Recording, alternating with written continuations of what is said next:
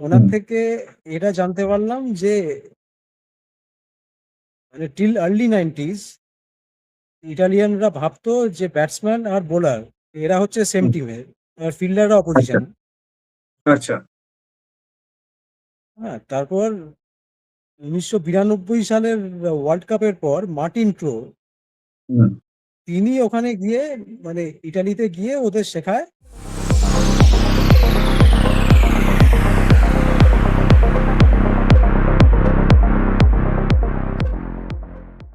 উইলর Willey আবার আপনাদের সকলকে স্বাগত জানাই। আজকে আবার আমার সঙ্গে রয়েছেন Sayak Banerjee, the senior correspondent of Telegraph, Eden gardens থেকে।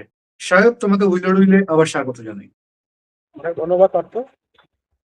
সায়ক এই মুহূর্তে ইডেনে রয়েছে, যখন সেই সময় ইডেন অ্যাকচুয়ালি ইতালি তাদের ক্রিকেট বিশ্বকাপের প্রথম ম্যাচের আগে প্র্যাকটিস করছে।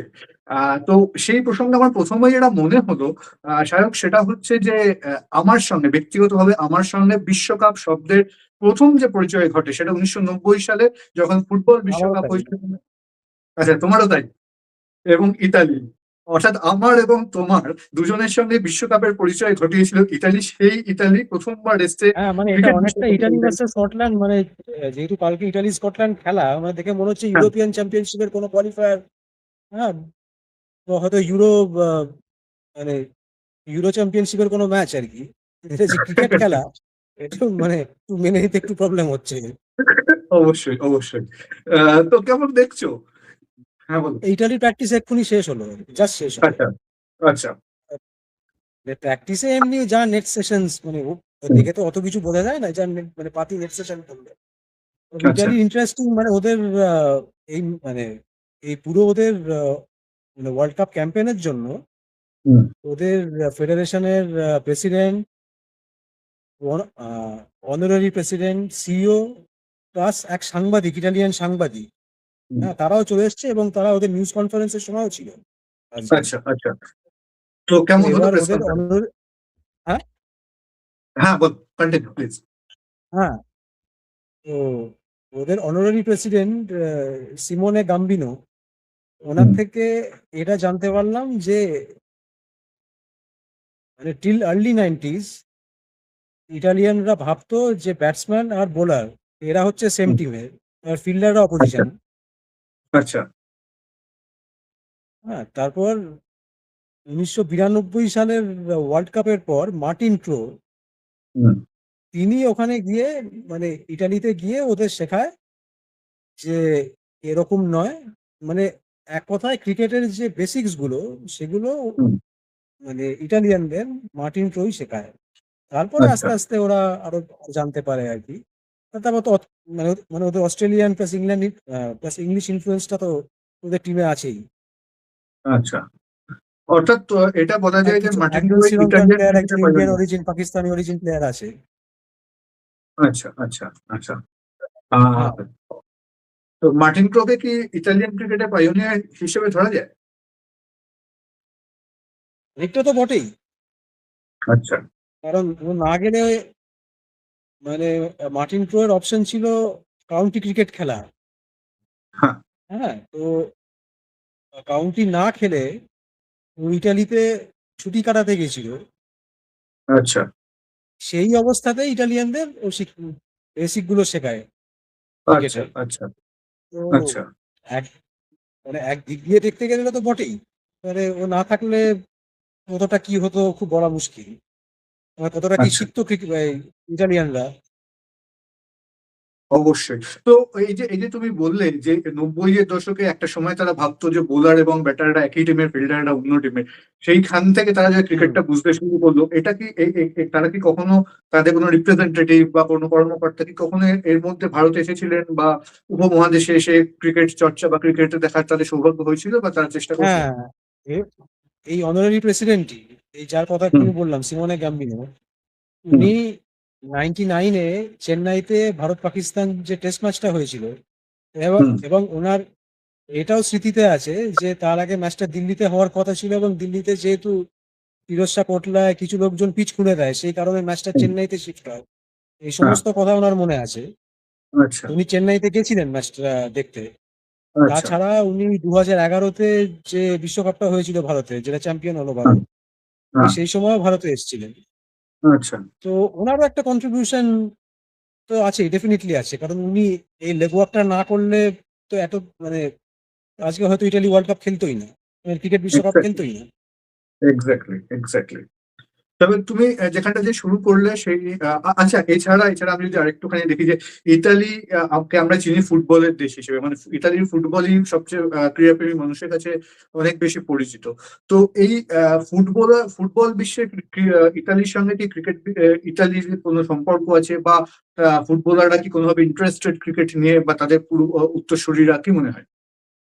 হ্যাঁ, ফুটবলাররা যে এরা চেষ্টা করছিল যে ক্রিশ্চিয়ান ভিয়েরিকে অ্যাটলিস্ট একটা ম্যাচের জন্য আনার, কিন্তু হুম, সেটা খুব মানে সেটা অ্যাট প্রেজেন্ট খুব ডিফিকাল্ট। কারণ ও যেহেতু আরো অন্যান্য অনেক অ্যাক্টিভিটি আছে এই, ক্রিশ্চিয়ান ভিয়েরি, হুম, এবং উনি যথেষ্ট ব্যস্ত মানুষ, তাই ওকে আনাটা একটু ডিফিকাল্ট। কিন্তু হুম। যেটা শোনা গেল, মানে যেটা আমরা খবর পেলাম একটু আগে, যে মানে মানে ভিয়েরির পক্ষ থেকে একটা মেসেজ দেওয়া হবে টিমকে। আচ্ছা, সে আচ্ছা, সে মেসেজটা এখনো আসেনি, সেটা কিছুক্ষণের মধ্যেই আসবে। আচ্ছা, আচ্ছা, আচ্ছা, ওকে। এটা অবশ্যই একটা খুব বড় খবর। এবং তোমার সঙ্গে যখন আমার ব্যক্তিগত কথা হচ্ছিল, সেটাও তুমি বোধহয় এটাও বলেছিলে আমাকে যে টোটি, প্রাক্তন ইতালি ফুটবলার, তিনিও বোধহয় শুভেচ্ছা বার্তা বা এরকম কিছু পাঠিয়েছেন। না আহ, না, এটা হচ্ছে আচ্ছা, মানে ইটালি দলের যে অধিনায়ক ওয়েন ম্যাটসেন, হুম, তিনি এই ফ্রান্সেসকো টোটির খুব ফ্যান। আচ্ছা, ফ্রান্সেসকো আচ্ছা, টোটি আর এস রোমার ফ্যান। ওকে, ওকে, ওকে, আচ্ছা। এবার এবার তোমার কি মনে হয়, আমরা সাধারণত যদি ফুটবলের ক্ষেত্রে দেখি স্কটল্যান্ড ভার্সেস ইতালি ম্যাচ, মানে যেটা তুমি একদম শুরুতেই বললে যে ইউরোপ চ্যাম্পিয়নশিপের কোনো ম্যাচ বলে মনে হতে পারে, খুব কম্পিটিটিভ ম্যাচ হয় কালকের ম্যাচটা, কি সব কম্পিটিটিভ হওয়ার কোনো সম্ভাবনা রয়েছে? হতে পারে, কিন্তু এবার সমস্যাটা হচ্ছে যে ইউজ পিচেই খেলা হবে, মানে যে পিচে ওয়েস্ট ইন্ডিজ আচ্ছা, স্কটল্যান্ড খেলা হয়েছিল সেই পিচেই হবে। তো আচ্ছা, সেই দিক থেকে যেহেতু স্কটল্যান্ডের একটা আইডিয়া আছে ওই পিচটা, তাই হুম, স্কটল্যান্ড হয়তো সামান্য এগিয়ে থাকলেও থাকতে পারে। আচ্ছা, তো ইটালিকে কখনোই রুল আউট করা যায় না, কারণ তাদের দুজন প্লেয়ার, হ্যারি ম্যানেন্তি আর বেন ম্যানেন্তি, এরা কিন্তু অস্ট্রেলিয়ার বিগ ব্যাশ লিগে খেলেছে। আচ্ছা, হ্যাঁ, প্লাস আর একজন ওদের ওদের ইংল্যান্ড বেস প্লেয়ার আছে, মার্কাস ক্যাম্পোপিয়ানো। সে হুম, ইংল্যান্ডে রেগুলার খেলে, প্লাস সে সারের এক দলের স্ট্রেংথ অ্যান্ড কন্ডিশনিং কোচ। তো আচ্ছা, আহ, এক- মানে কিছুটা এক্সপিরিয়েন্স তো আছেই তাদের। মানে একেবারে সব নভিস খেলতে এসছে সেটা বোধহয় বলাটা ঠিক খুব একটা নয়, ঠিক হবে না। ঠিক, তবে ঠিক, হ্যাঁ, একদম ঠিক আছে, মানে যেহেতু স্কটল্যান্ডের এই এক্সপিরিয়েন্সটা একটু বেশি, তাই 60-40 স্কটল্যান্ড, আচ্ছা, আচ্ছা, বা 55-45 স্কটল্যান্ড। ওকে। অন্যদিকে আমরা যদি আগামীকালের অন্য দুটো ম্যাচ নিয়ে কথা বলি, সেটা অবশ্যই একটা রয়েছে যে সাউথ আফ্রিকা ভার্সেস কানাডা, অন্যটা জিম্বাবুয়ে ভার্সেস ওমান। আর তোমার কি মনে হয়, মানে একটা তো অবশ্যই সাউথ আফ্রিকার জন্য একদম কেক ওয়াক, আর বাকি ম্যাচটা জিম্বাবুয়ে ভার্সেস ওমান, কি মনে হয় তোমার? জিম্বাবুয়ে একটু এগিয়ে তো বটেই।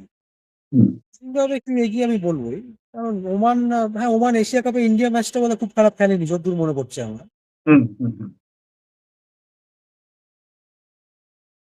আপ কি বলবো, এখন জিম্বাবুয়ে এখন মানে এখন এই টিমগুলোর ব্যাপার আমরা এতই কম জানি, এরা কোথায় খেলে নিজেদের মনে, সারা মানে পৃথিবীর এক কোণে খেলে যায়, এরা কেউ খবরও রাখে না, নিজেরাও জানতে ঠিক, পারে না হয়তো। ওরা জানতে পারলো খেলা আছে, হুম। চলো গিয়ে খেলি, অনেকটা এরকম।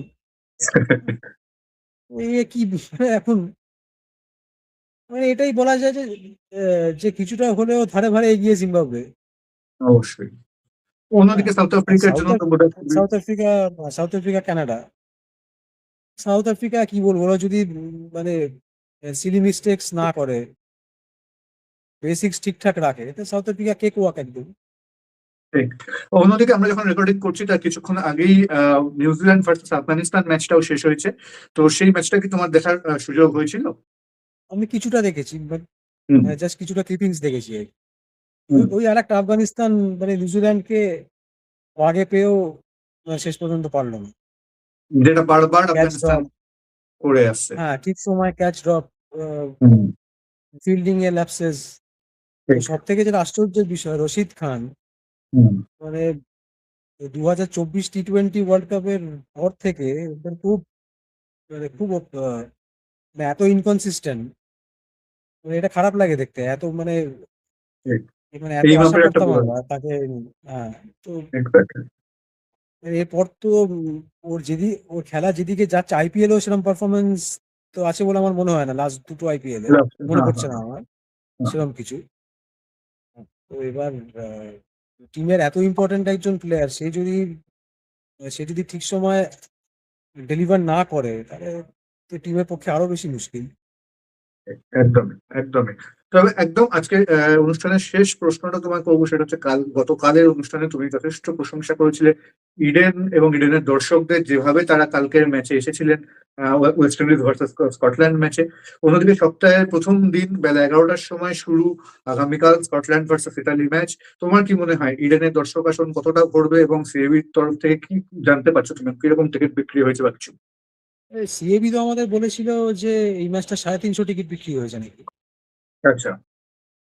তো এবার মানে ওয়েস্ট ইন্ডিজ কতটা স্কটল্যান্ড। আসুন, এবার সোমবার তো, মানে হুম, উইকের ফার্স্ট ওয়ার্কিং ডে, তারপর সকাল 11টায় স্টার্ট, হুম। কতটা লোকজন আসবে বলা মানে আমার মনে হয় না বেশি আসবে, কারণ দিনটা সোমবার, প্লাস এরকম ঠিক, একটা সময়। এই দুটো টিম আর কি। ঠিক, ঠিক। কালকে আমার মনে হয় না খুব বেশি লোক হবে। তাও যদি লাস্ট হয়, সপ্তাহে মানে 11। যদি হ্যাঁ সকাল 11টায় স্টার্ট, কিন্তু তাও যদি ধরো 7-8 হাজারও যদি হয়, এটা খুবই ভালো বলবো। অবশ্যই, অবশ্যই। দেখা যাক। কালকে আবার ম্যাচের পরে তোমার সঙ্গে দেখা হবে। তখন আবার বাকি বিষয়গুলো নিয়ে আলোচনা হবে এই বিশ্বকাপের। অনেক ধন্যবাদ। অনেক ধন্যবাদ।